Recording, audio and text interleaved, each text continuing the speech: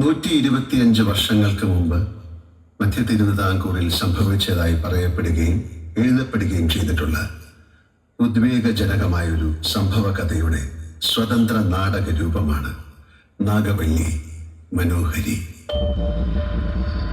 ഈ ചരിത്രകഥയെ വളരെ കലാപരമായി കഥാപരിസരമായി ഉപയോഗിച്ച ചലച്ചിത്രമാണ് ശ്രീ മധുമുട്ടം രചിച്ച് ഫാസിൽ സംവിധാനം ചെയ്ത മലയാള സിനിമയിലെ എക്കാലത്തെയും ക്ലാസിക്കുകളിലൊന്നായ മണിച്ചിത്രത്താഴ്.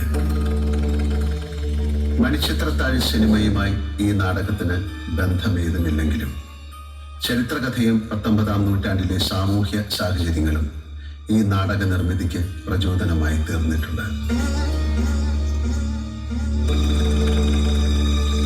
കഥ നടക്കുന്നത് 1800-കളുടെ അവസാനത്തിലാണെങ്കിലും ഈ നാടകം ആരംഭിക്കുന്നത് 2023 നവംബർ മാസത്തിലാണ്.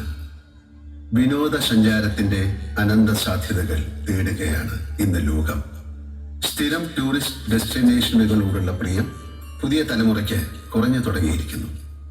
വിദേശ രാജ്യങ്ങളിലൊക്കെ എന്നേ തുടങ്ങി വെച്ച ഹൊറർ ടൂറിസവും ഗോസ്റ്റ് ക്ലബ്ബുകളും ഹാണ്ടഡ് ഹൗസ് സ്റ്റേകളുമെല്ലാം പതിവ് വിനോദ രീതികളുടെ കെട്ടുപൊട്ടിച്ചുകൊണ്ടുള്ള കുതിച്ചുചാട്ടങ്ങളായി വേണം കാണാൻ. ഇവിടെ ഈ നവംബർ മാസത്തിൽ വിവാഹിതരായ നവദമ്പതികളായ വൈശാഖും നേത്രയും ഒരു ഹണിമൂൺ ട്രിപ്പിന്റെ ആവേശത്തിലാണ്.